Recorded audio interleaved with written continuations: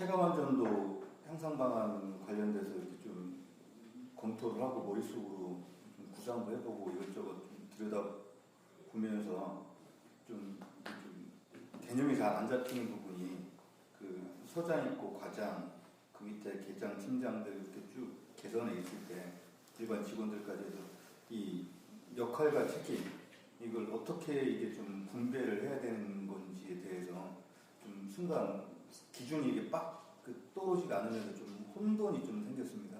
그 부분 한번 좀 정리해 주시면 감사하겠습니다. 그러니까 이 조직 체계에 있어서 상중하가 있잖아요. 상중하가.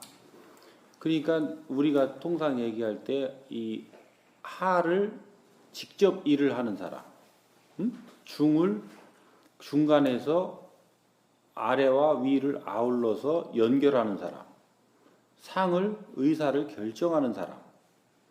그래서 이 기업으로 보면 CEO가 한 사람인 거예요.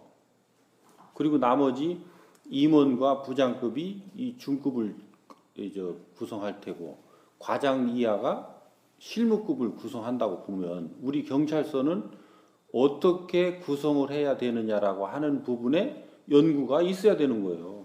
내가 그렇게 정한다고 여러분들이 그렇게 할 거야? 그러니까 그 부분도 우리가 연구를 해서 합의를 봐야 되는 부분들인 거예요.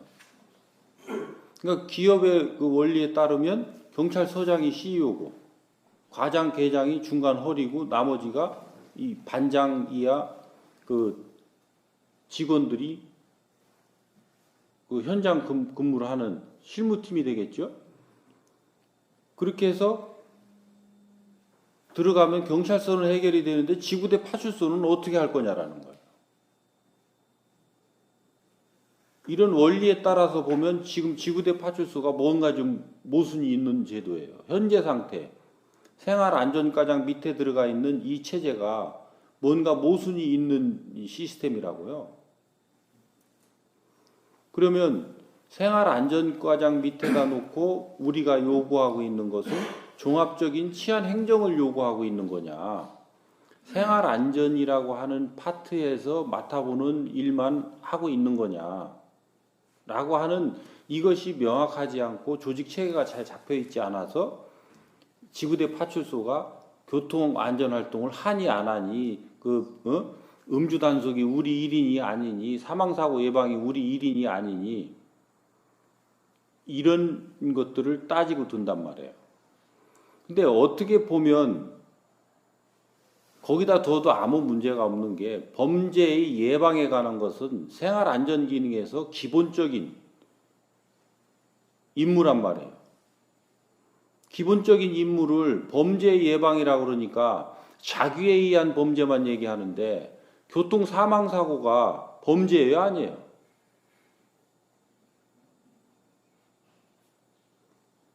교통법규 위반이 범죄예요, 아니에요? 근데 그거 예방하는 게 왜 지구대 파출소의 임무가 아니냐고. 그거 하나조차도 설명을 못하는 게 지금 우리네 실력이라니까.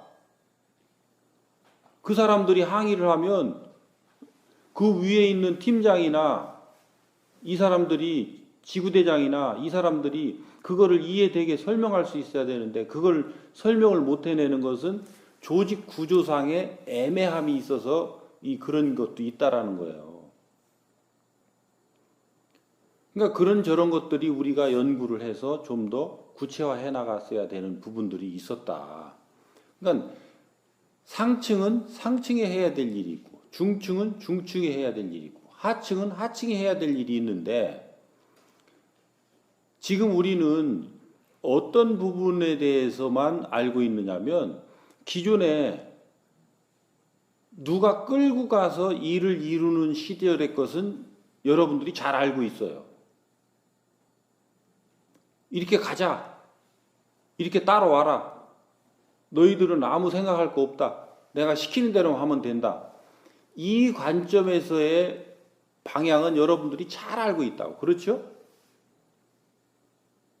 그런데 이것이 모순이 없는 거라면 지금도 잘 되고 있어야 되는데 왜 현장이 붕괴되고 현장에서 계속 볼멘 소리를 내게 되느냐.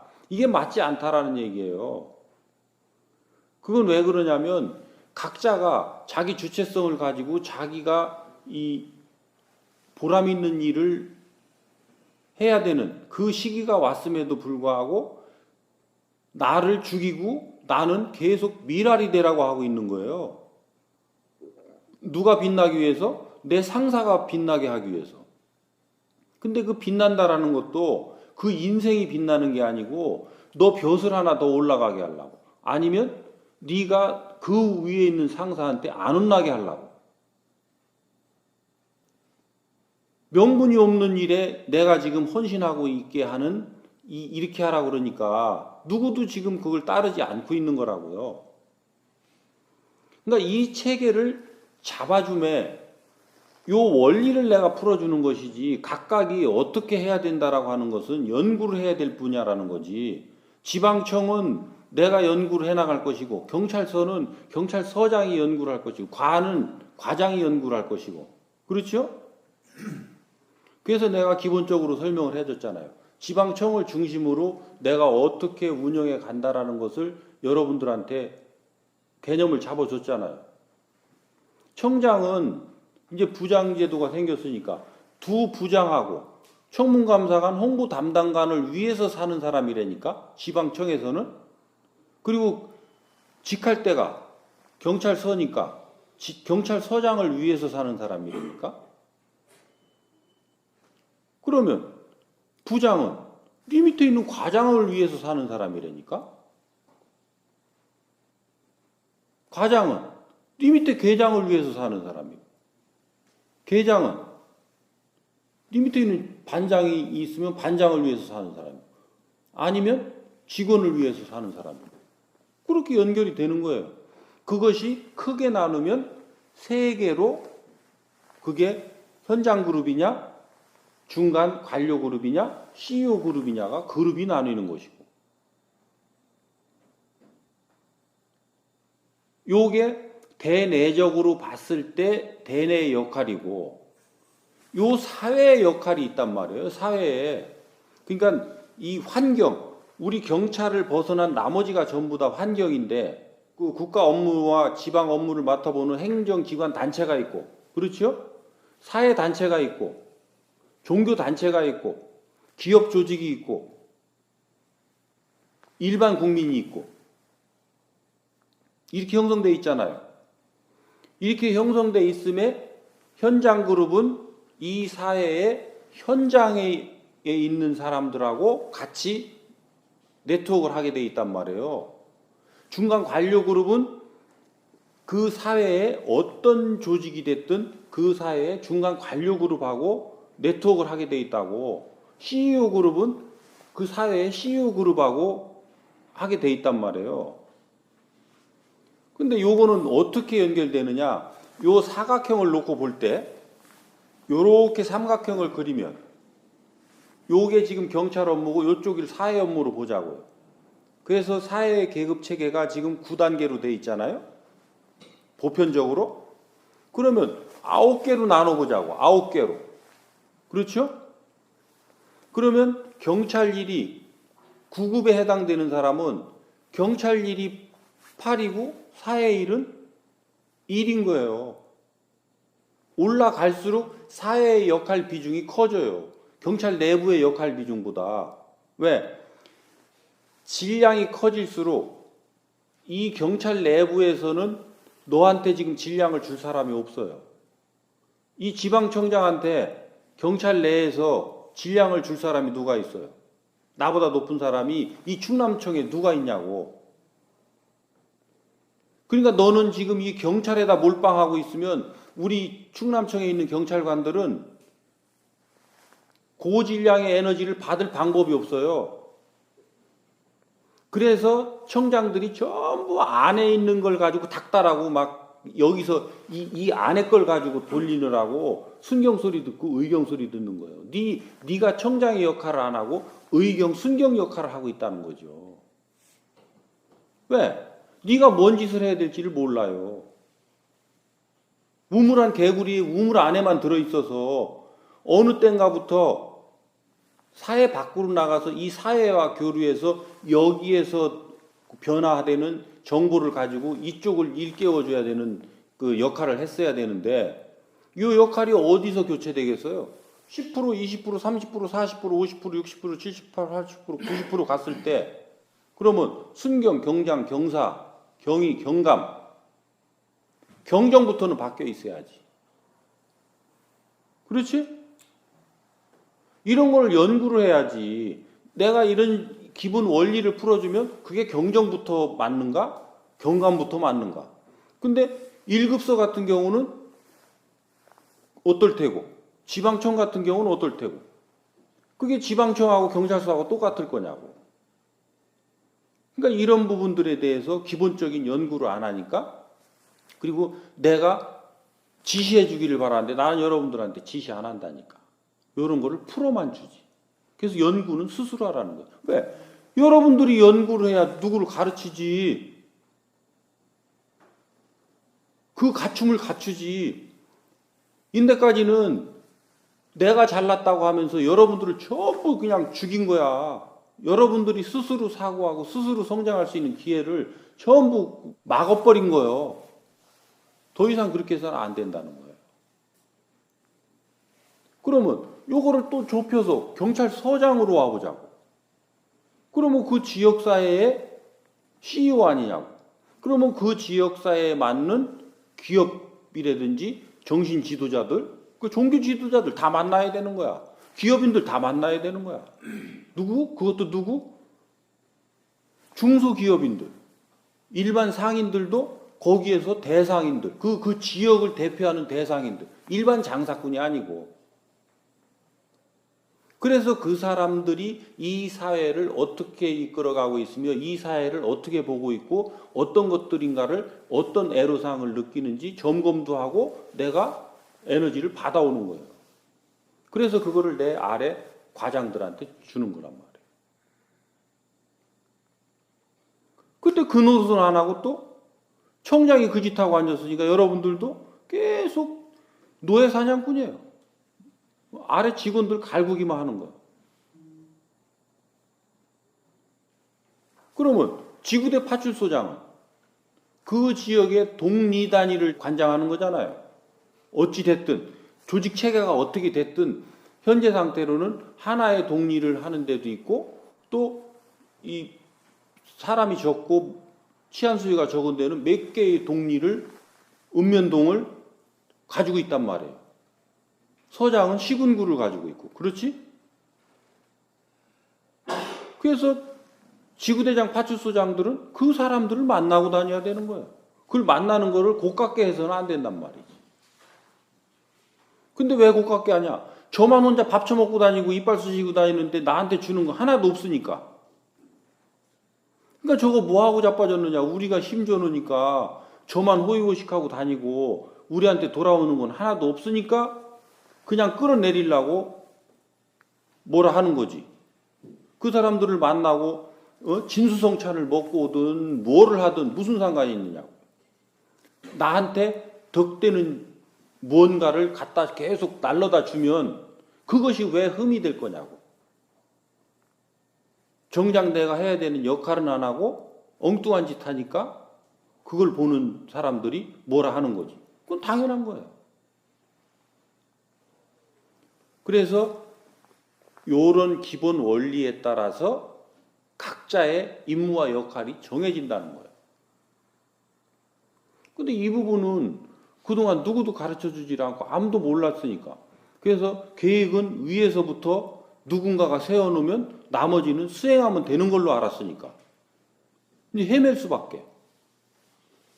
근데 계획을 수립해 놓으면 10%나 돼요? 안 되니까 지방청장은 과장들인 여러분들 보내서 계속 경찰서를 다그치는 거지. 그러니까 다그칠 때는 되고 안 다그치면 안 되고. 그런 계획을 왜 세우느냐고. 그래서 나는 계획 세울 생각이 없어요. 근데 여러분들이 무언가를 하려면, 뭔가를 하고 싶으면 그 계획을 세울 줄 알아야 돼. 그게 매뉴얼이에요. 매뉴얼이 누가 하는 것을 적어 놓은 게 아니고 네가 무엇을 할 것이며 그 일을 왜 하며 그것의 일을 어떻게 할 것인가, 그리고 그것을 통해서 네가 창출하고자 하는 게 뭔가,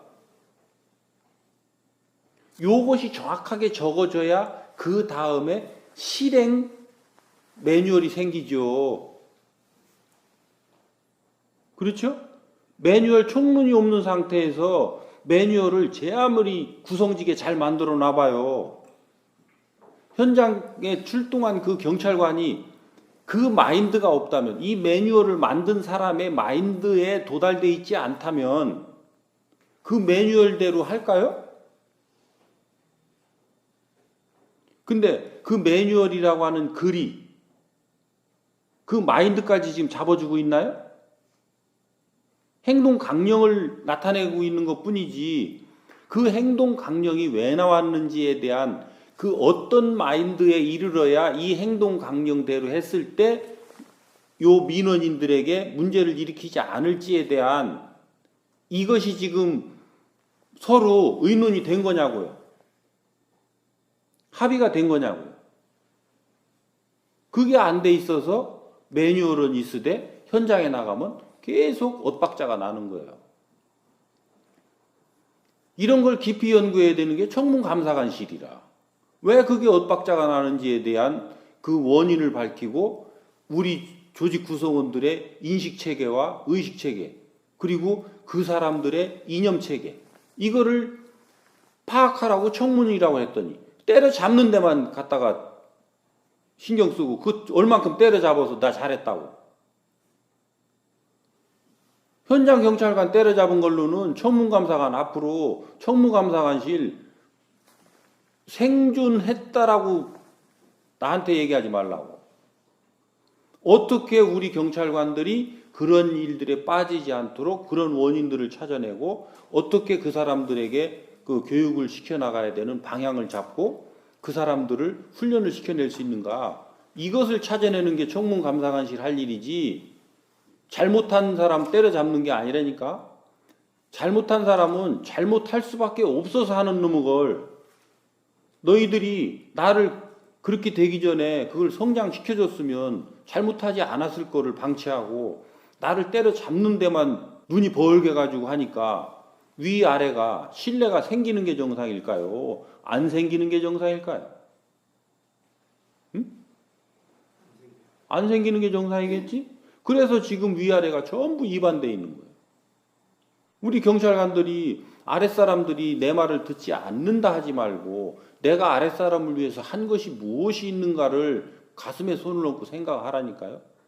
내가 아랫사람을 위해서 한 일이 없거든 너는 아랫사람에게 대접받으려 하지 마라. 그리고 아랫사람에게 네가 뭔가를 제대로 한 일이 없거든 아랫사람이 네 말을 행해주기를 기대하지 마라. 이게 자연의 법칙이에요. 우리는 그동안 이걸 몰랐던 거예요. 근데 그것을 억지로 끌고 가도 됐을 때가 있었다고 그러잖아요. 근데 지금은 인해 운용 시대가 왔기 때문에 이미 그 시대 끝났다. 그 꿈도 꾸지 마라. 조금 너무 이게 범위가 넓게 풀어서 어디까지 이 깊이 이해하려는지는 모르는데 이거는 한 번에 그걸 다 풀을 수 있는 게 아니니까 잘 이해가 안 되면 요 녹음한 거를 다시 들어가지고 각자의 그 역할 체계를 현재 내가 이해된 만큼으로 잡고 또 거기서부터 출발하는 거예요. 현재 내가 할 수 있는 일의 범위는 내가 알고 행할 수 있고 행하고자 하는 만큼이에요. 그래서 내가 어떻게 작성하라고 안 하잖아. 작성해내라. 가이드라인 주라는데 나 가이드라인 안 줘요. 왜? 그거는 여러분들이 내 계획 세우는 거지 여러분들 계획 세우는 게 아니잖아. 네 인생 네가 사는 계획 세우는데 내가 왜 가이드라인을 줘야 되는데. 그렇죠? 요 말 이해돼요? 예. 어?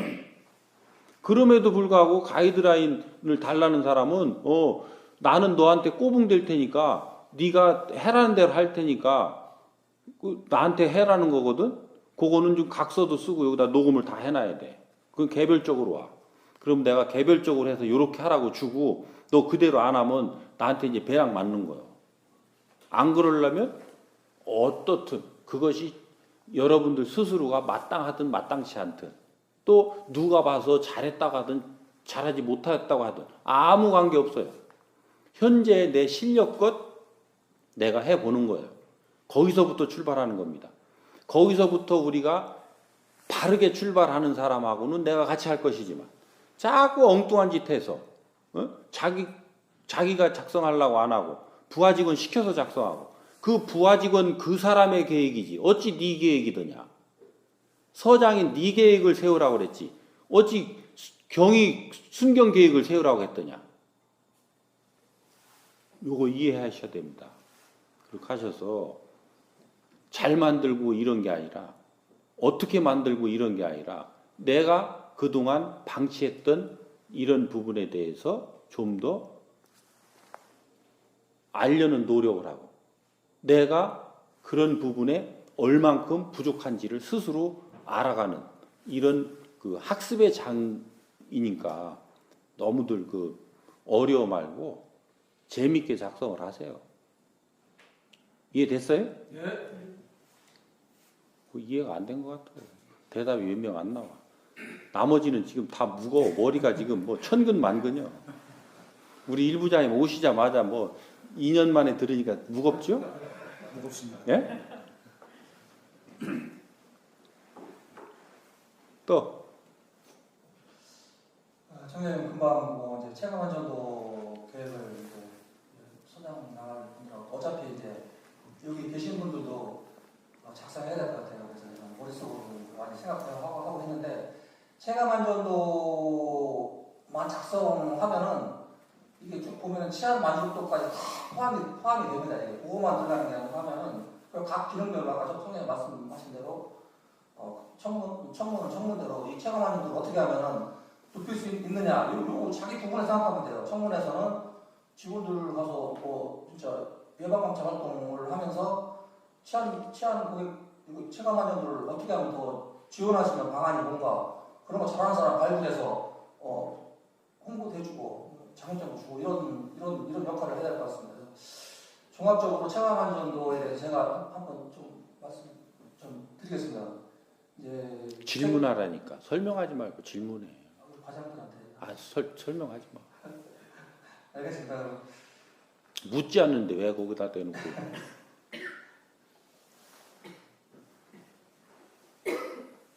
여기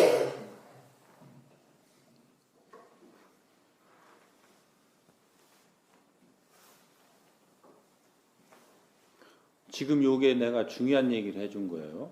여러분들이 경찰서를 갔을 때 아차 요걸 잘못하면 과장들끼리 싸웁니다. 네 할 일 네가 하라고 그랬지. 그렇게 잘났으면 사람들이 나한테 따라서 왔지. 먼저 물으러 왔다니까. 그러니까 지금 내가 이 자리는 내가 의무를 행하기 위해서 억지로 여러분들 끌어다 놨으니까 마지못해 질문하지. 내가 정말로 잘났으면 나한테 찾아와서 질문한다니까. 그렇지? 그러니까 여러분들은 내 마루타야. 이 배슬이 있으니까 오지. 없으면 오겠어? 근데 나는 그동안 안타깝게도 나를 흔쾌히 찾아올 만큼 갖춤을 못 갖췄기 때문에 찾아오는 사람들을 한테 의무를 행하면 좋은데 그 실력이 안 돼서 할 수 없이 내 힘을 동원해서 여러분들 여기다 앉혀놓고 질문하라고 하는 거야. 이건 의무의 시간이야.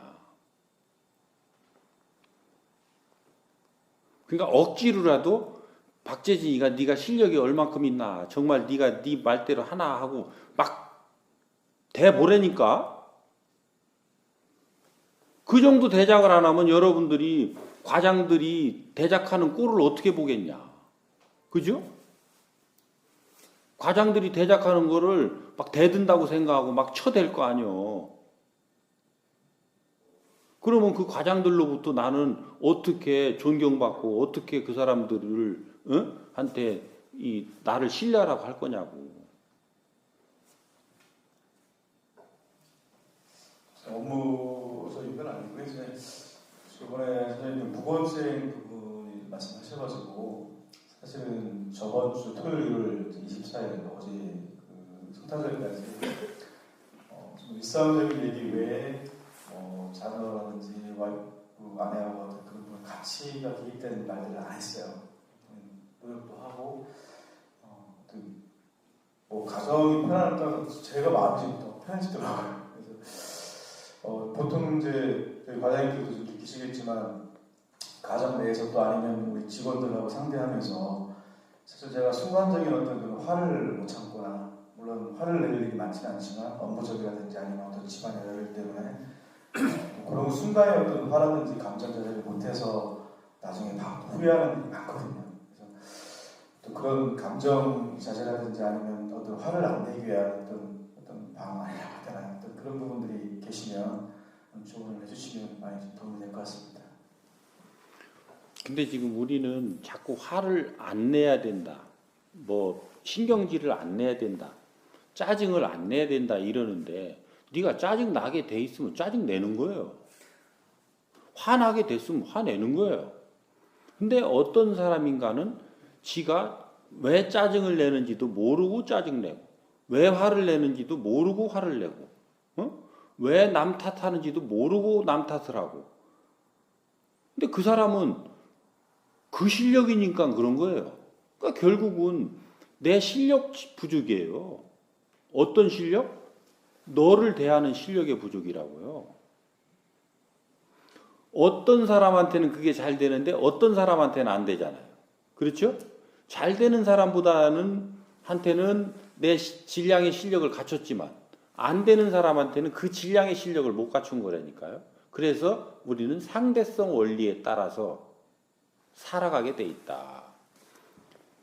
인성교육이라고 하는 것은 고착돼 있지 않다. 상대성이다.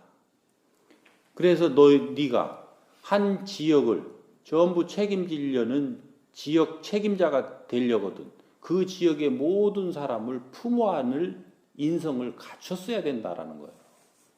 누가 와서 너에게 무슨 말을 하더라도 그 말을 이해할 수 있어야 되고 그 사람한테 이해되게 말을 할 수 있었을 때 너는 그 지역을 책임지는 진정한 지도자지. 그 사람을 억압하고 그 사람을 뭐라 하고 이것은 지도자가 아니다. 지배자다. 지배자가 존중받는 법은 없습니다. 그러니까 힘으로 누르려 하는 거예요. 그러니까 물리력이 없다. 법적 근거가 없다. 너를 사랑하고 아끼고 존중하고 잘 가르쳐주고 이끌어주는데 거기에 무슨 법적 근거가 필요할 것이며 무슨 물리적 힘이 필요할 것이라는 말이죠. 너무나 원론적입니다. 네 앞에 온 인연은 그렇게 왔습니다라는 거예요. 인연이 그렇게 왔으면 네 실력 없음을 반성하고 갖추는 노력을 해야지 어찌 그 사람을 뭐라 하느냐라는 거죠. 이 문제를 얼만큼 깊이 내가 이해하느냐에 따라서 내 행동은 달라지니까. 우선은 네 갖춤대로 해라. 뭘 짜증나게 생겼으면 짜증내야 내가 속이 시원한데 내야지. 근데 그 순간은 그게 최선이에요. 그게 옳은 거고. 그런데 해놓고 보니까 아차 싶었어요. 그때는 새로 또 질량이 늘어났잖아. 그러니까 아이고 내가 잘못했네. 반성하면 되고. 그게 왜 자꾸 그런 일이 일어날까? 그걸 찾으려는 노력하면 되고. 안 되는 그걸 안 하는 방법 두 가지 없어요. 그거 하나예요. 그 경계에 닥쳤을 때 내가 그러한 부닥침이 일어나지 않는 실력을 갖추는 거 외에 다른 방법이 있으면 나 좀 가르쳐줘. 내가 좀 그것 좀 하게. 두 가지가 없단 말이에요. 그러면 그 실력을 갖추는 것은 뭐냐? 너와 내가 대작됐을 때 보여지는 그리고 내가 행하는 그것이 너의 모순이니 너의 모순을 찾았으면 너의 못난 것을 인정하고 그것을 거기서부터 출발하려는 노력을 해라. 근데 그거는 네 못남이 아니고 상대의 못남이라고 갖다 거기다 내 박치는 거 아니냐. 그게 남 탓하고 원망하고 하는 거지. 그러면서 네가 어찌 지도자라 할 거냐. 네 아랫사람한테 전부 원망하고 탓하고 있으니 어찌 그 자를 이끄는 네가 지도자냔 말이지. 어찌 그 사람을 이끄는 리더냔 말이지. 말이나 하지 말든지. 현장 근무자하고 대작해서 맞서 싸우는 놈이 네가 무슨 서장이냐. 질량이 같은데. 그럼 현장 근무자하고 같이 가서 순찰 돌든지. 안 부딪히려면 어떻게 해야 돼? 네 방에 처박혀서 잠이나 자라니까. 그럼 최소한 부딪히지는 않지. 그러니까 1년 12달 내 방에서 안 나가면 무식하다는 소리는 안 듣는다니까. 훌륭한 서장 왔다고 그러지. 내 말이 거짓말인가? 방에만 나는 다른 거 없습니다. 체감안전도 향상을 위해서 나는 1년 동안 내 방 안 나가고 입 다물고 있겠습니다. 그것만 잘 지켜도 체감안전도 올라가. 왜 올라가? 서장 네가 입을 안 여니까. 과장들이 스트레스를 안 받아요. 그렇지? 과장들이 스트레스를 안 받으니까 그 밑에 직원이 스트레스를 안 받아요. 그러니까 그 밑에 직원이 스트레스를 안 받으니까 현장 근무자가 스트레스를 안 받아요. 현장 근무자가 스트레스를 안 받으니까 주민들이 왔을 때 어떤 민원이 들어왔을 때 팍 하면 부딪히던 게 요게 스트레스가 줄어들수록 내가 흡수하는 힘이 커져요. 그러니까 민원인을 대하는 태도가 달라져요. 민원인을 대하는 태도가 달라지니까 민원인들이 경찰관을 대하는 태도가 달라져요. 그러니까 현장 근무자는 더 기분이 좋아져요. 기분이 좋아져서 민원인을 대하니까 또 민원인은 더 경찰관들을 신뢰하고 더 이쁘게 대해줘요. 그래서 현장에 있는 민원인을 대하는 경찰관들은 또 더 업돼서 자존감이 올라가고 자부심이 커지고 보람이 생겨요. 이렇게 하니까 주민들이 원하는 것을 이제는 액면 그대로 내가 힘든 걸 생각 안 하고 이제 주민들이 원하고 필요로 하는 것을 찾아서 그것을 해주려고 노력을 하게 돼요. 그 노력을 하게 되니까 주민들은 더 쌍수를 들어서 환영하고 박수치고 막 이제 입으로 해서 여기저기 다니면서 말을 하게 돼요. 이게 선순환이 돌아가는데 얼마 걸릴까요? 100일이 안 걸리니까 100일만 좀 제발 입 다물어 봐라. 뭘 할라 하지 말고.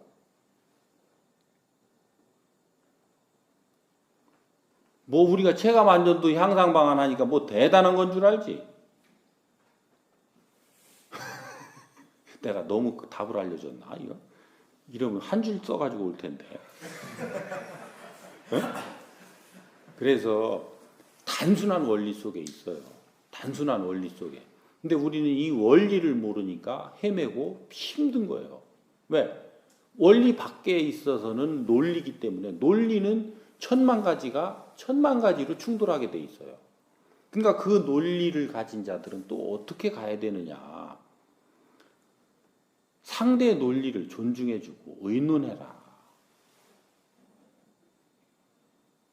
어떤 것이든 입이 안 다물어지고 뭔가를 내가 입을 벌릴 일이 있거든 내 주장하지 말고 의논해라.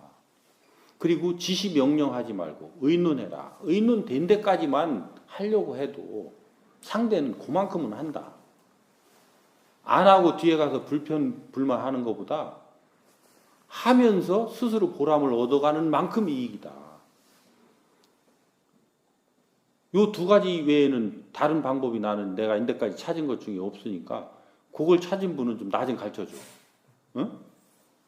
요 정도 되면 이해되겠어요? 다른 분들 이해되시나? 좀 어려운가? 이 정도 쉽게 하면 알아들어야지. 또 다른 분.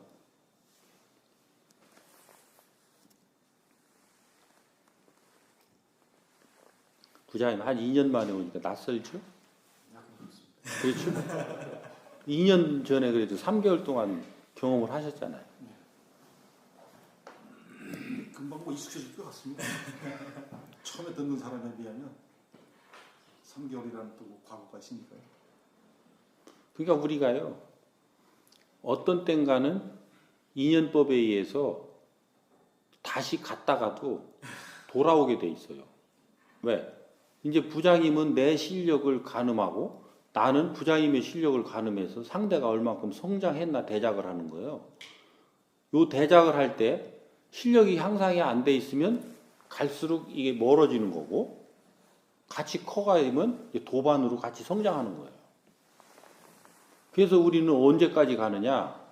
서로 뜻이 맞으면 죽어서도 가는 거예요. 영혼으로도. 근데 뜻이 안 맞으면 죽어도 못 만나요. 언제까지? 서로 뜻이 맞아질 때까지.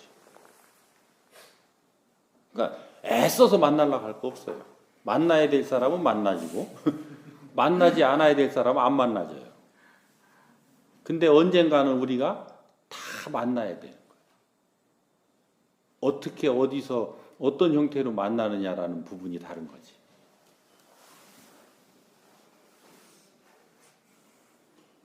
그러니까 여기만 모면하면 된다고 생각하지 마. 여러분들이 사회에 나와서 나한테 이제 요청해야 될 일이 있는데, 그때는 내가 이제 이렇게 을이 아니요. 의무를 이렇게 행하는 의무자가 아니라 여러분들이 나한테 어떤 의무를 행하고 왔을 때만이 나를 만날 수 있어. 지금은 내가 여러분들을 불러서 막 이렇게 내가 을이니까 하지. 아직 안 믿어지겠지.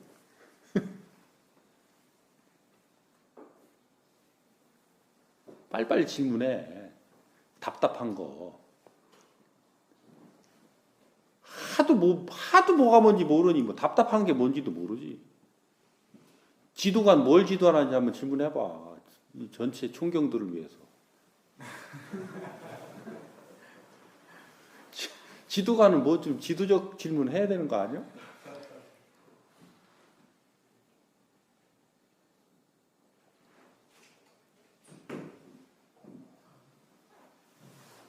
제가 이제 일선 지역관서를 주로 방문을 좀 많이 했는데 직원들 이제 대화를 좀 해보면 가장 어려운 점이 뭐냐고 물어보면 한결같이 모두 다 인력 문제를 얘기합니다. 면단위 2인 근무 파트에서는 인력이 적어서 휴가도 못 가기 때문에 한 명이라도 붙었으면 좋겠다. 또 대도시 치안수가 많은 곳에서는 출동 근무가 힘드니 사람을 좀 더 줬으면 좋겠다. 각자 자기 여건에 따라서 자기 생각만 하면서 이제 원하는 거죠. 저희가 객관적으로 볼 때는 그래도 면단위 파출소에서는 근무가 상당히 수월하니까 좀 편안하게 지내지 않나 이렇게 사실은 생각하고 갔었는데, 그 직원들은 나름대로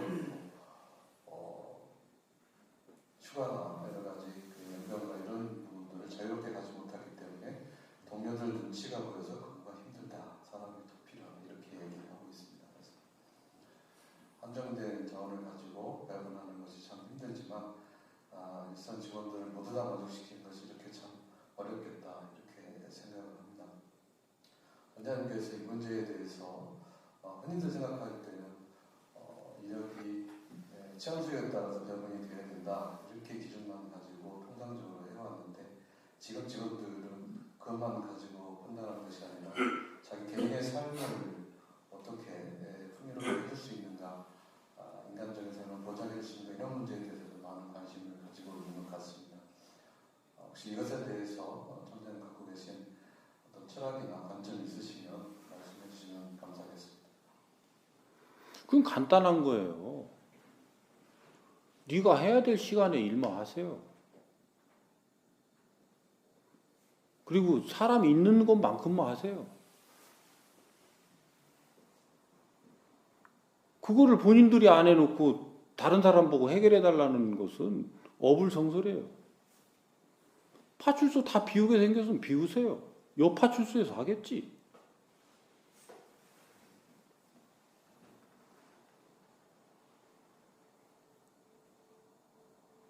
옆에 있는 경찰관 무서워서 휴가를 못 가는 걸 내가 어떻게 해결해 줘? 그리고 옆에 있는 경찰관 눈 무서워서 인력 늘려달라고 그러면 국민들이 늘려주겠어요?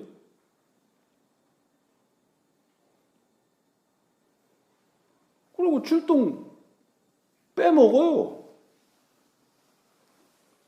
계속 빼먹으면 못 나가니까. 인력이 없어서 못 나가니까. 주민들이 아우성을 치겠지. 왜 출동 안 나오느냐고. 그 당신들이 문 닫아달라고 전화하고, 우리 집 개 잡아달라고 전화하고, 어?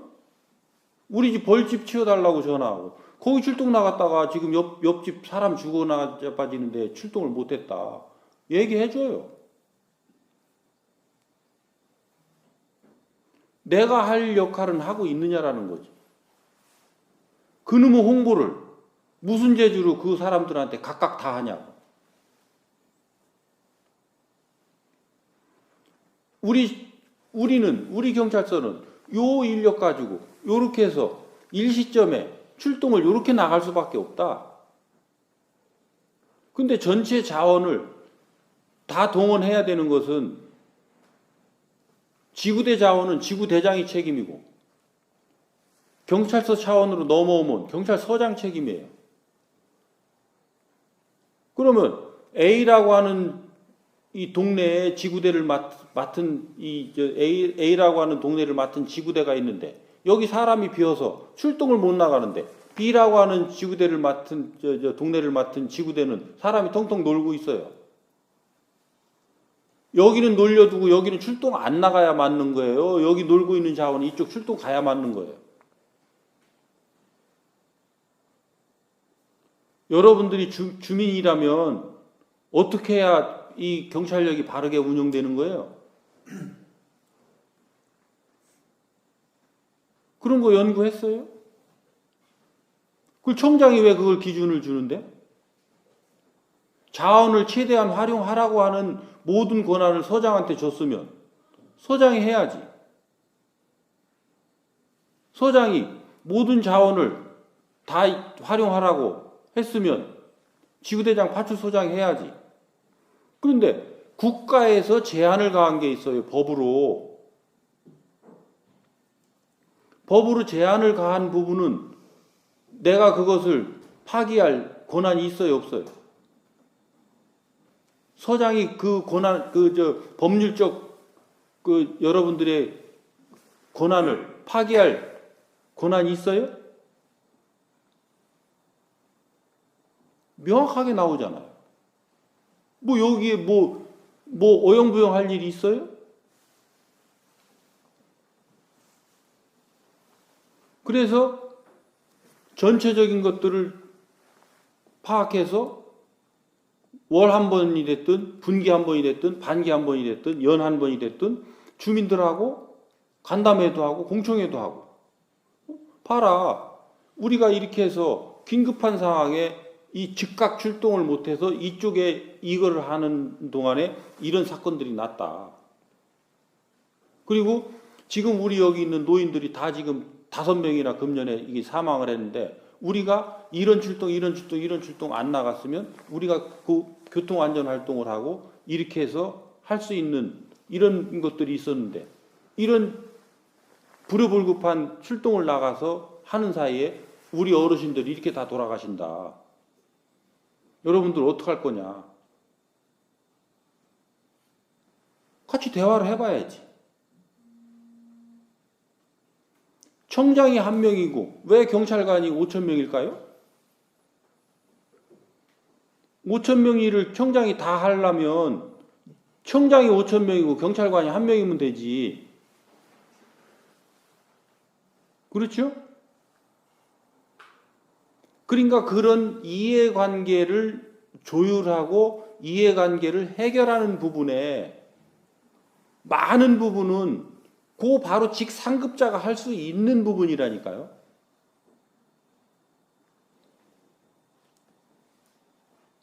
청장님은 말만 하면 너무 추상적이고 뭐 포괄적이라 잘 안다고 봅니다. 네 질문이 그렇잖아. 네 질문이. 구체적인 통계를 딱 들이대서 지금 내가 예를 들어준 그런 통계를 가지고 와서 딱딱 질문하면 내가 그거 다 잡아줄 수 있지. 근데 질문을 포괄적으로 하니 답을 포괄적으로 할 수밖에. 근데 이것이 서장으로 가면 서범위로 좁아들잖아요. 그렇죠? 요게 지구대 범위가 가면 지구대 범위로 줄어든단 말이에요. 그래서 거기서는 포커싱이 맞춰진단 말이에요. 그래서 지구대장들이 나와 같은 얘기를 지구대 팀장들한테 이해되게 얘기를 해주고 팀장들이 팀원들한테 이해되게 얘기해준다도 이 문제가 지금처럼 심각할 거냐라는 거예요. 그렇게 해서 계속 심각해지면 팀장이 지구대장한테 올릴 테고 그래서 지구대장이 그것을 해결을 못하고 범위가 벗어나면 서장한테 그것을 올려서 서장 보고 해결을 요청할 것이고 서장이 조율하다가 해결을 못할 것 같으면 이거를 지방청으로 올릴 거고 내가 지방청의 전 자원을 다시 재조율해서도 이 문제가 안 풀리면 경찰청으로 올리겠지. 근데 이거는 누구의 의사로 가요? 경찰관의 요구가 아니라 현장 주민의 요구로 가야 되는 거예요. 그리고 최종적으로는 현장 주민의 의사가 우리 경찰의 부탁에 의해서 인력 늘려달라는 게 아니라 야 경찰관이 없어서 우리 다 죽게 생겼다.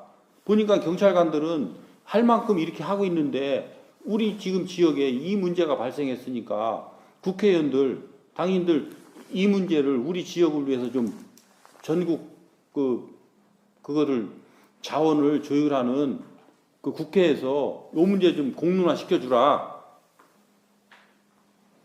그래서 국회의원들한테 빌고 매달리지 말으라니까요. 지사나 이런 사람들한테 빌고 매달리지 말으라니까요. 시장 군수한테 빌고 매달리지 말으라니까요. 의논하세요. 의논. 왜? 내 포켓에 넣는 게 아니잖아요.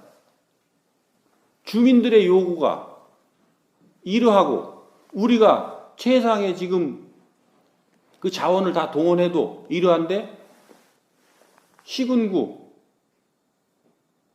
여기에 자원을 이렇게 같이 우리가 협업하면 요게 될 것 같다. 그러니까 의논해야지. 그건 지시에 의해서 움직여야 될 게 아니란 말이에요. 현장의 필요에 따라서 우리가 능동적으로 그런 것들은 협력해 갈 수 있도록 하는 노력을 해야 되는 과정에 나오는 일들이라고. 그런 노력에 대해서 얘기를 해야 되는데 가가지고 지도관 하라고 그러니까 덜렁덜렁 가서 그걸 듣고 와요. 그 들어야 되는 게 아니라 어느 부분 요거는 지구대장이 제대로 요거를 하고 있는가. 그럼 당신은 이런 문제를 해결하는 방법이 뭐라고 보느냐. 그래서 청문하고 그것을 팀장은 그런 부분을 어떻게 생각하고 있고 해결하려는 노력을 어떻게 했고 이것에 대해서 그 해결하려는 이 방안을 어떻게 가지고 있고 어떤 노력을 했는가. 그리고 그 지구대장은 또 이것을 어떻게 바라보고 있는가. 그리고 어떤 노력을 했는가.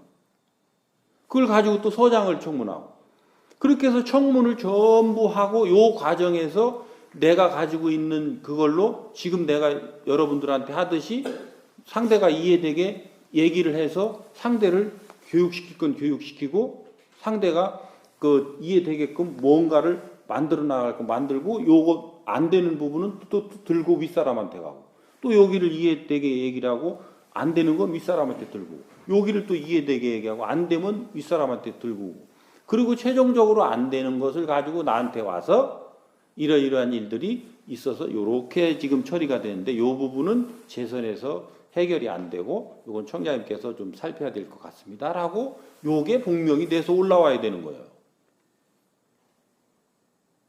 요게 지도관의 임무란 말이에요. 하나를 해도. 그러니까 청문감사관 일이나 같은 거예요. 가가지고 떨렁떨렁 가서 요즘 사인은 안 하겠지만 사인하고 돌아다니고 하는 게 아니고. 그래서 여러분들 지금 내가 얘기한 거는 이 서장 나가는 분들은 반드시 이 문제를 잘 짚어야 됩니다. 그리고 지방청 과장은 전부 경찰서에 요 역할을 하는 게 기본이에요. 네가 군림하는 게 아니고 경찰서장에 군림하고 경찰서 과장한테 군림해서 업무 지시하는 게 아니라니까. 위에 사람은 계층도 경찰서가 있고 지방청이 있고 경찰청이 있다면 경찰청은 지방청에 지시 명령하는 조직이 아니라니까요. 지방청은 경찰서를 지시 명령하는 조직이 아니고 어떻게 그 조직이 잘 운영돼 가도록 운영하는데 어떠한 일들이 없도록 잘 가르치고 이끌어줘야 되고 그리고 거기에서 이 현장에 있는 국민들, 주민들의 어떠한 사항들을 해결함에 자원이 부족하거나 어떤 것들이 필요로 할 때 그것을 얼만큼 적시에 잘 지원해주고 그 부분을 해소해 주느냐 이것을 연구 노력해야 되는 거란 말이에요. 임무가 180도 바뀌어야 돼요. 그래서 지방청은 경찰서로부터 존경받아야 되고 경찰청은 지방청으로부터 존경받아야 지방청의 승진자가 전부 나와도 아무도 말하는 자가 없고 경찰청에서 승진자 70%를 승진시켜도 아무도 말하는 자가 없는 거예요. 왜? 우리를 위해 사는 너희들을 얼마나 우리가 존경하는 당신들이 승진이 되니 그것이 내 기쁨이라고 그러지. 그거를 가서 헐뜯고 뜻 끌어내릴 사람이 어디 있어요. 근데 지금은 억압하고 짓누르고 맨날 간섭이나 하고 짜증이나 부리는 놈들이 승진할 때는 그냥 지 밥그릇이라고 전부 경찰서에서 한 거 지거로 끌어모아가지고 공적에다 다 올려대고 아래 직원이 한 거 지가 한 걸로 전부 끌어대가지고 지 공적이라고 내세우고 그래서 승진을 해대니 아랫사람들이 용납이 되냐고요. 그렇잖아요? 괜히 좀 옆으로 또 인사처리라 자꾸 얘기가 인사 쪽으로 새긴 하는데 그래서 이 자원 문제는 지금 우리가 이 가지고 있는 자원 인력을 이 최대한 써야 될 곳에 쓰고 있는가라는 부분에 연구를 해야 돼요. 그 연구를 안 하고 국민들한테 요구할 방법이 없어요. 그리고 그 데이터가 정확하게 나와줘야 돼요. 그래서 나는 본청장님하고 가서 어떤 회의를 할 때라든지 이럴 때 그런 구체적인 데이터를 가지고 의논을 드릴 수 있는 거고 그리고 참모 조직을 통해서도 또 그것을 건의할 수 있는 거고 또 여기 지사님이나 이 지역사회의 그런 이 리더들을 만났을 때 그런 것들을 어떻게 그 자원을 획득할 건지 그래서 기업이나 이런 장들도 내가 다 만나야 되는 거예요. 왜? 그 사람들을 만나서 기업에서 사회공헌으로 할 수 있는 일들 중에 또 우리 경찰과 관련돼서 지원할 수 있는 것들이 있다면 거기에서 또 협력을 받아서 또 하면 되니까 누가 하든 하면 되는 거거든요. 사회에 있는 전체 자원을 다 쓸 수 있는 자가 실력을 갖춘 자예요. 우리 경찰 내부서만 아둥거리고 하려는 자 너는 실력의 30%도 안 갖춘 자예요. 여기서 100%를 해도 요거 여러분들 명심해야 돼요. 여기 계신 총경 이상은 우리 경찰 내부 것만 가지고 뭐를 하려고 하면 너는 30%도 실력을 못 갖춘 자다. 30점 만점에 30점 받았다고 큰 소리 칠 거냐. 요렇게 되는 겁니다. 이해돼요?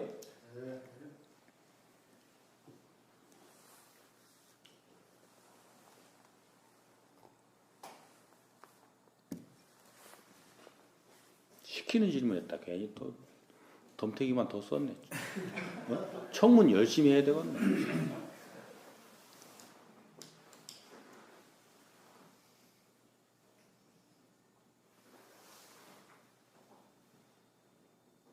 아직 30분 남았어.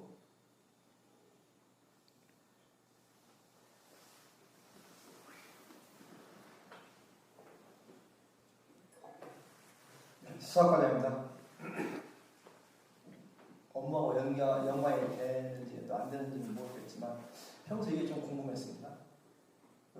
우리 조직에서 흔히 조직뿐만 아니라 다른 어떤 일을 하는 데 있어가지고 사람은 바꿔서 쓸 수만 있지 고쳐서 쓸 수는 없다. 선천적으로 저 사람이 사람을 뭐 이렇게 변화시켜가지고 그 자리에 쓸 수는 없고 사람을 바꿔야 된다. 그러니까 뭐 교육을 시키든지 어떤 뭐 다른 여러 가지를 통해서 그만큼 사람이 이제 바꾸기 어렵다는 것인데 저는 이제 그런 마음이 저는 다 가지고 있다고 봅니다. 비근한 예로 들면 제가 이제 3가지 정도 제가 이제 제 인생을 한번 바꿔봤는데요. 처음에는 제가 이제 자식들한테만큼은 절대 어떤 매를 어떠한 이유가 됐든 뭐 폭행을 하지 않겠다. 구체적으로 물리적인 행사를 하지 않겠다. 왜 그러냐면 제가 이제 어렸을 때 많은 자식들 속에서 엄한 아버지 밑에서 상당히 많은 부분을 물리적으로도 좀 당해봤고 어떻든 뭐 욕설도 좀 들어보고 그러다 보니까 그게 큰 도움이 안 되는 것 같더라고요. 살아보니까요. 그래서 저는 나중에 결혼을 해서 자식을 낳게 되면 어떻든 간에 물리적인 부분 뭐 다른 한은 될지 모르지만 절대 폭행을 하지 않겠다라는 걸 지금 한 20년째 제가 약속을 하고 있습니다. 그래서 그런 부분에서 조직에 제가 초임 간부였을 때는 몰랐지만 점점 성장하면서 그런 부분들이 아마도 동료나 또 밑에 아래 직원들한테도 그런 영향을 미치지 않았나. 왜 내가 가장 직접적으로 알 수 있는 자식들한테도 이렇게 하지 않는데 뭐 와이프는 뭐 더 마찬가지 더더욱 그런 생각을 갖고 있기 때문에 나의 사람도 아니고 전혀 다른 사람한테 조직에 속해 있다는 것만 가지고 그분들한테 뭐 물리적으로 한다는 이런 부분은 과연 좀 그런 분도 없지만 저도 이제 그런 생각을 갖고 있기 때문에 그런 부분들이 생각하면 뭐 서로 간의 의견도 나누고 어떤 상호 존중하고 이런 부분까지 확대된 거 아닌가라는 생각을 좀 합니다.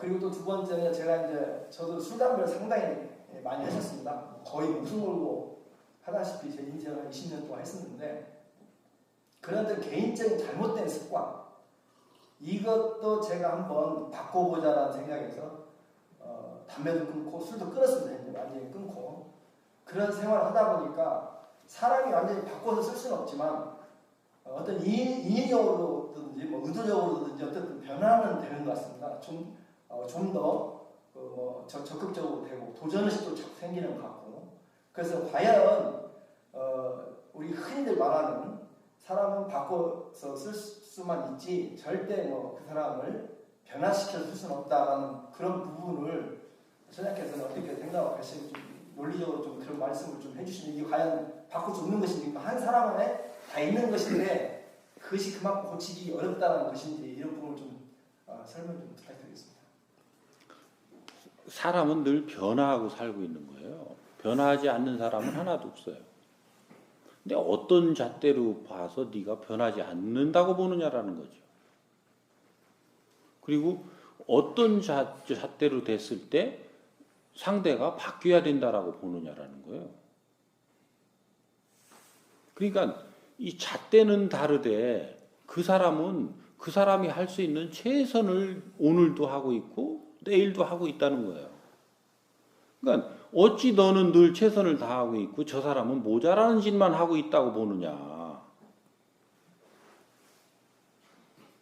그러니까 좀 전에 내가 성공한 사례라고 얘기를 하지만 아무리 네가 그렇다 하나 환경이 닥쳐도 안 그럴 거냐. 환경이 닥치면 또 언제 담배 피고 언제 또 술 먹는 거예요. 또 환경이 닥치면 언제 또 내 자식 좁혀는 거예요.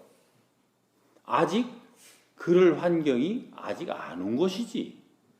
누군가에는 그 환경이 그 질량만큼으로 오고, 그렇죠?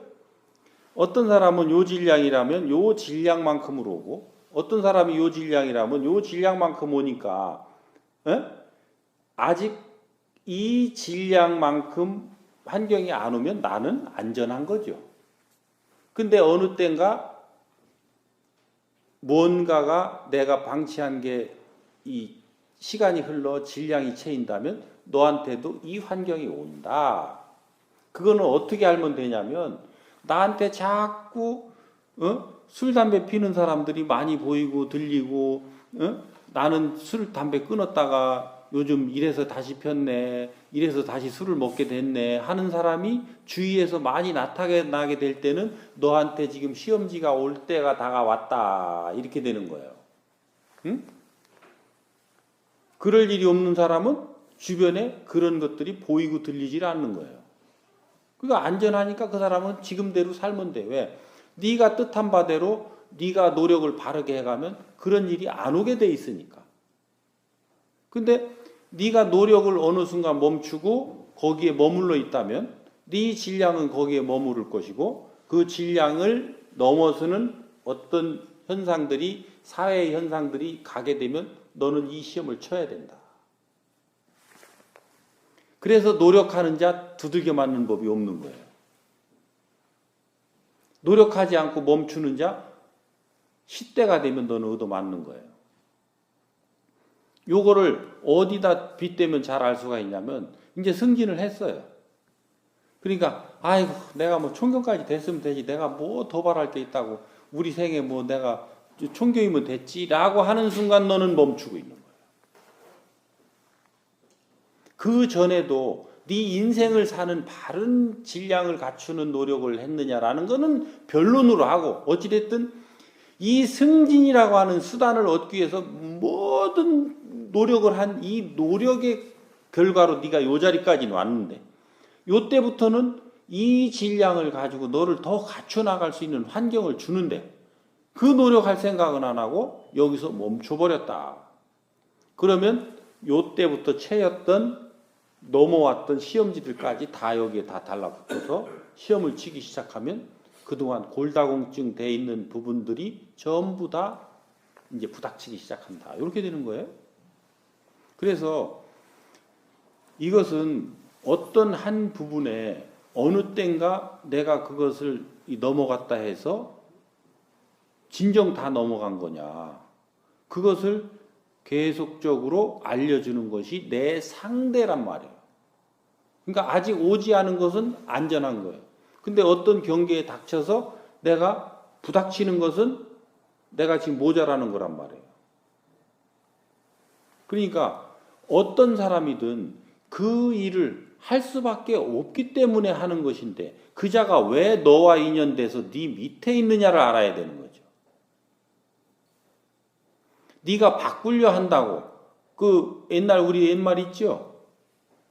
뭐 피하면 뭐 만난다고요? 이거 내가 얘기하면 또 이상한 말 돼. 뭐 피하니까 뭐 만난다고? 고양이 피하니까 호랭이 만난다고 그러지? 작은 산 넘어 큰 산 만난다 그러지? 그게 다 같은 얘기예요.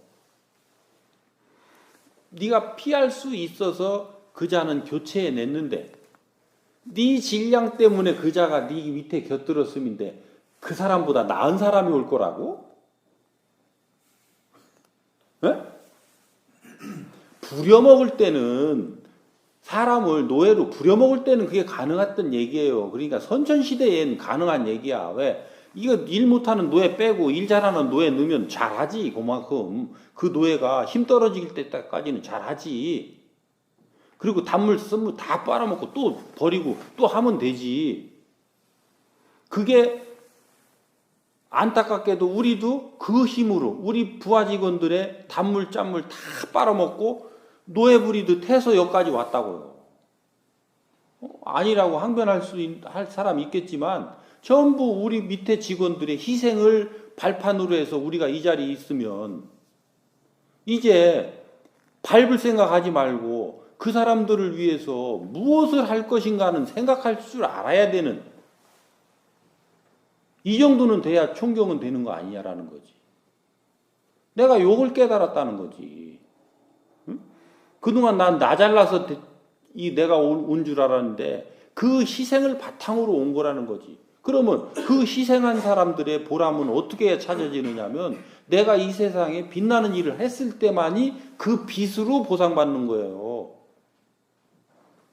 고맙다. 너희들 때문에 됐다. 이 공치로 그 사람이 보상받는 게 아니고 진정 이 사회에 쓸모 있는 사람이 돼서 이 사회로부터 칭송받고 존경받았을 때 그때 아 내가 저 사람을 위해서 그때 내가 이런 일도 했었지. 이 사람이 한이 풀리는 거예요.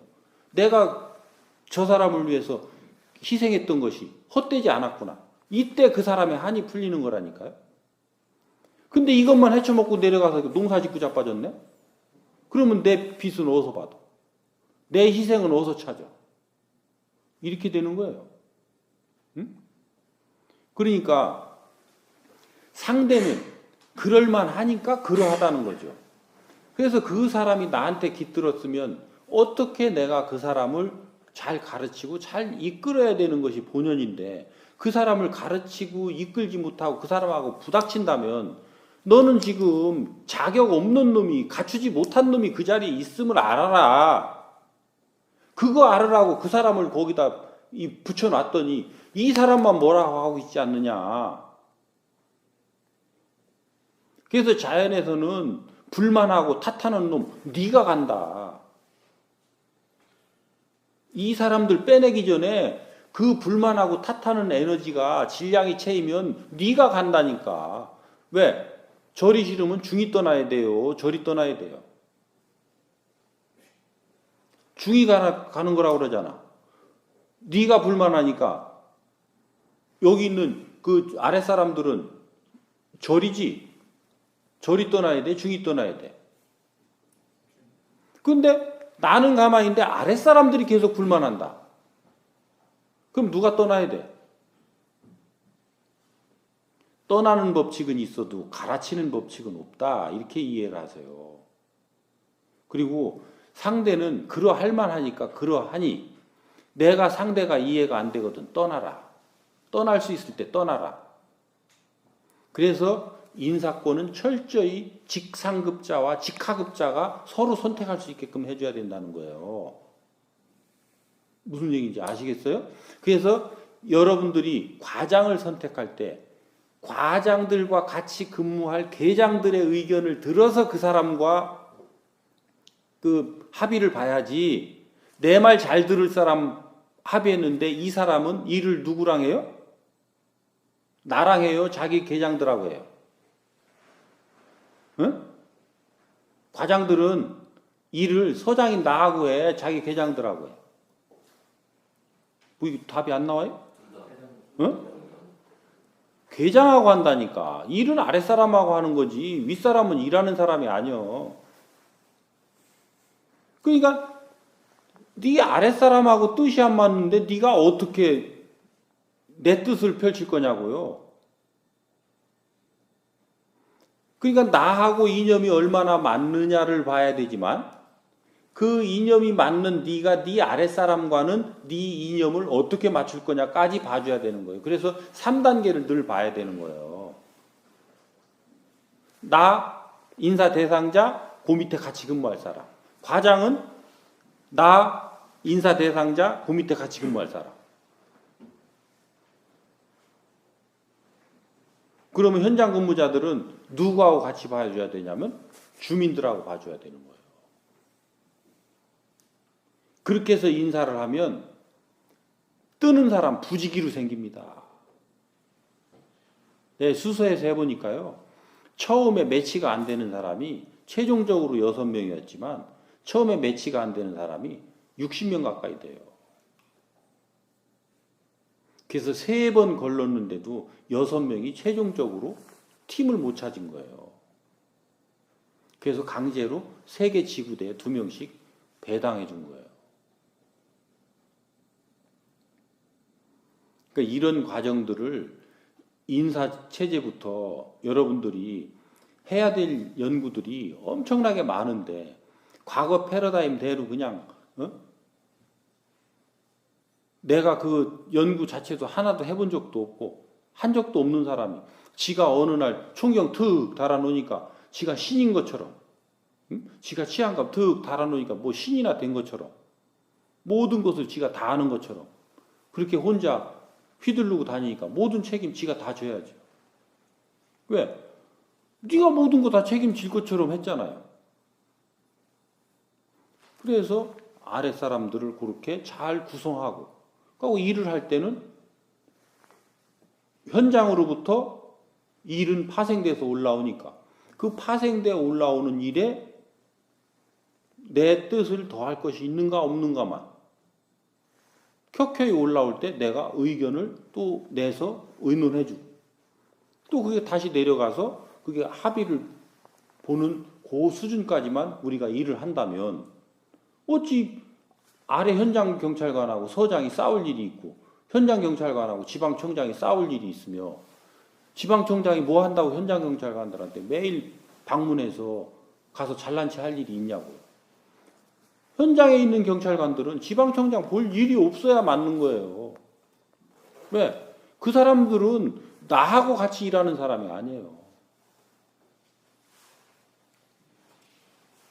그 현장 경찰관을 다 쫓아다니려면 내가 한 사람이 24시간, 현장 경찰관이 24시간 준 거나 똑같이 다 24시간 줬잖아요. 어? 5,300명을 내 쫓아다니려면 무슨 재주로 그걸 다 쫓아다니냐고.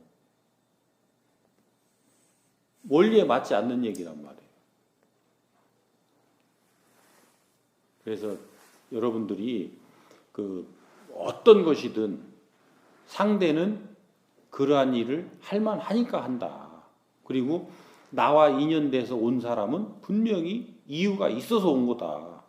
그래서 거기에서 뭔가를 찾아서 내 노력하려는 마인드로 가면 너희들이 잘 지낼 수 있는데, 그렇지 않고 탓하기 시작하면 서로 탓이 돼서 너희들은 파산이 나야 된다. 그래서 누가 떠나느냐? 답답하고 원망하고 탓하는 사람이 떠나는 거예요. 이거는 피할 수 없는 거예요. 대자연의 원리가 그렇기 때문에. 반대로 가는 법은 없어요. 그래서 과거에는 막 성장을 시키고 일정한 어떤 시기까지 이것을 발전을 시켜서 키워냈어야 되기 때문에 어떤 땐가는 그런 원칙이 아니고 강제로 고문관이라든지 뭐라고 평가되어진 사람들을 속아냈어요. 근데 지금은 그 시대가 끝났단 말이에요. 어떤 자가 네 밑에 깃들거든 그 자를 위해서 혼신의 노력을 다해라. 그것이 지도자의 기본 덕목이다. 이런 거예요. 노력을 할 수 있는 게 아무것도 없다면 입 다물고 가만히 있어라. 네가 지금 모르지 않느냐. 상대를 모르고 나를 모르고. 모르니 알 때까지 입 다물고 가만히 있으면 상대는 상대대로 제대로 산다. 그 걱정하지 마라. 요렇게 이해를 하세요. 오케이?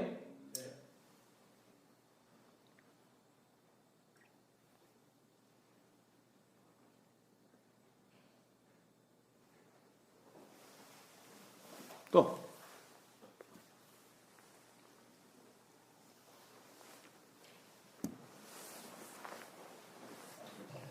공무원님 더불어서 궁금한 점 여쭤보겠습니다.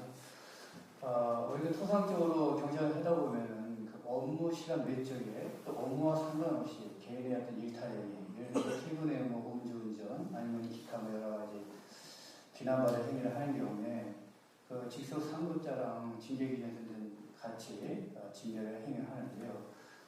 이게 보면 좀 논란이 있습니다. 보면은 내가 다들 성인인데 과연 업무 외 시간까지 저 사람의 행위에 대해서 책임을 져야 되느냐. 근데 지금 총의 말씀을 들어보면 상사로서 어떤 질량감 있게 같이 의논하거나 공감대 형성하지 못한 책임도 있지만 현실적으로는 그런 일들이 많이 있습니다. 거기에 대해서 한번 지침을 좀 주시면 참고하겠습니다. 그러니까 그것은 내 책임 범위가 어떤 거냐라는 것은 행정적 책임은 이 책임이 아니에요. 네가 행정적 책임은 어떻게 져도 관계가 없어요. 그것은 현재 나와 있는 규정에 따라서 지면 되고, 네가 그 사람의 윗사람이라고 한 게 맞다면 너는 그 사람의 윗사람으로서의 역할을 했어야 된다는 거예요. 의무를 했어야 된다는 거죠. 그리고 그 사람의 인생의 어느 부분을 책임져야 된다는 거예요. 윗사람에 맞게. 그러니까 네가 그 자를 바르게 이끌고 바르게 가르쳤음에도 음주사고를 낼 것이며 어떤 지식이 부족해서 미는 사고를 일으킬 것이냐라는 거죠. 공부는 네가 스스로 하는 것이고 네 인생을 살아가는 바른 원리에 대해서는 네가 가르쳤어야 되는데 그걸 가르치지 않으니 내 인생을 사는 것이 뭐고 내 인생의 그 중요한 것이 뭐고 나는 누구고 왜 살아야 되고 어떻게 살아야 되는지조차도 모르고 동물처럼 먹고 살면 되는 줄 알고 그냥 나한테 주어진 일을 먹고 살기 위해서 하는 그런 상태로 방치했다면 그 자는 방치된 상태의 그 질량만큼으로 행동할 수밖에 없고 거기에서부터 비롯돼서 나는 사고는 날 수밖에 없는 것이고 그로 해서 난 사고를 네가 책임지는데 무엇이 억울하다 할 것이냐.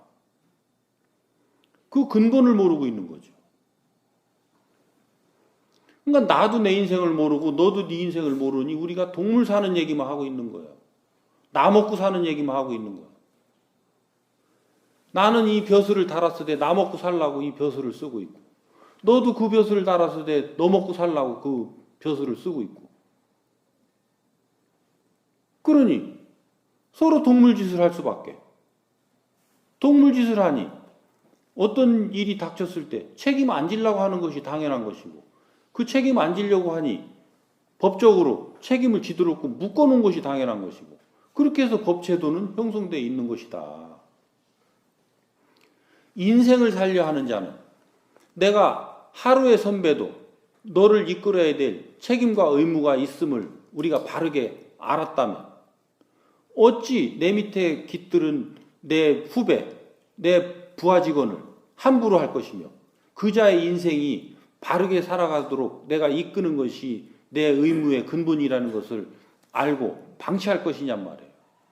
방치하지 않고 너를 잘 가르치고 이끄니 어찌 그자가 사고를 칠 것이고 책임질 일이 생기느냐고.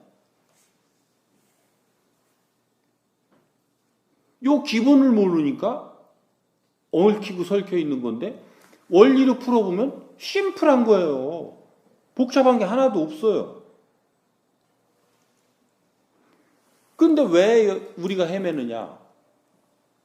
이 원리를 모르고 알아도 그 깊이를 모르고 왜? 어느 만큼 깊이로 아느냐에 따라서 너는 스스로 그렇게 행해지는 행자가 되는데 들었다고 안다고 할 것이며 봤다고 안다 할 것이냐.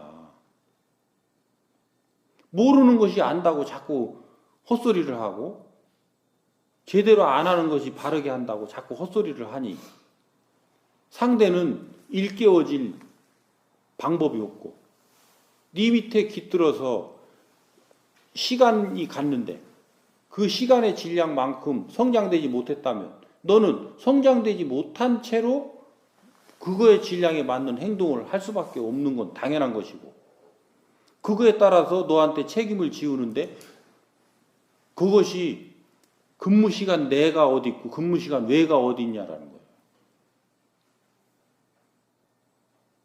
갈수록 더 심해집니다. 집 밖에서 한 갑질도 이제 책임져요. 지금은 몇 개만 하죠. 몇 개만. 왜? 내가 지금 요 말을 했거든. 이 말은 현실이 된다니까. 물어서 답을 했거든. 답은 이루어진다니까. 이게 답이 맞다면? 답이 안 맞다면 내가 헛소리 한 게 될 테고. 그러니까 시간 지나 보자니까. 그렇게 안 하려면 어떻게 해야 되느냐. 나는 누구고 나는 왜 살며 어떻게 살아야 되는지 최소한 이건 내가 알아야 되는데 이것조차도 모르고 내가 지금 질량의 자리에 앉아있다라는 거예요. 그렇기 때문에 내가 질량의 말을 할 수가 없고 질량의 말을 먹지 못한 내 아랫사람들은 영혼이 피폐될 수밖에 없고, 피폐된 영혼은 피폐된 영혼이 할 수 있는 일밖에 못하는 것이고, 그래서 의탁시켜서 교육기관이라고 넣는 곳이 경찰이란 말이에요. 경찰에서 교육을 바르게 받았으면 당연히 이 사람은 사회에서 바르게 행동을 하게 돼 있는 거지. 그러니까 사회에서 행동하는 것도 왜 책임을 져야 되느냐면 학교에서 네가 바르게 가르치고 이끌지 못했음의 책임이다. 그러니까 지금 교육이 왜 다 망가져요? 우리 어릴 때 선생님들이 시내에 껄렁패들 잡으러 다녔어요, 안 다녔어요?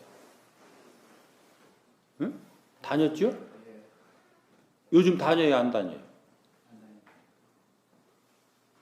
그것은 하나의 작은, 그것도 바르게 답을 찾은 건 아니지만 어찌됐든 그런 활동은 학교와 사회가 연결되어 있다라는 부분을 이해하고 어느 정도 했던 거예요. 근데 지금은 지식의 질량이 더 커지고, 사람들이 훨씬 더 발전했다고 하면서 나밖에 모르는 시대로 개인주의로 완전 돌아섰단 말이에요. 근데 전체의 이 질량은 사회주의로 살아야 우리가 전체로 뭔가를 이루게끔 돼 있는데, 우리의 지금 현상은 전부 개인주의로 가고 있어요. 그래서 우리가 전체가 다 어려운 거예요, 지금. 어려워진 이유가. 그래서 작으나마 내 이웃은 무엇을, 난 이웃을 위해 무엇을 해야 되는가?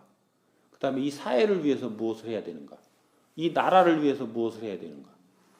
인류를 위해서 무엇을 해야 되는가? 라고 하는 관점을 내가 늘 되새겨 가면서 내가 하고 있는 이 행동이 이 이웃을 넘어서 사회를 위하고 있는 건가? 그것을 넘어 나라를 위하는 건가? 그것을 넘어 인류를 위할 건가? 이런 관점으로 내가 오늘을 살아간다면 너는 어떤 일도 일어나지 않는다. 이것을 방치하고 너 자신을 먹고 살려고 거기에만 천착되어 있는 자, 너는 언젠가가 문제지 반드시 어떤 일을 당하게 된다. 요겁니다. 요 정도 하면 이해가 되나요? 잘 정리하겠습니다. 요까지 해야 되겠네? 2분 남았는데. 질문 하나 더 받으면 넘어가니까. 자, 수고들 하셨어요. 여기까지 합시다.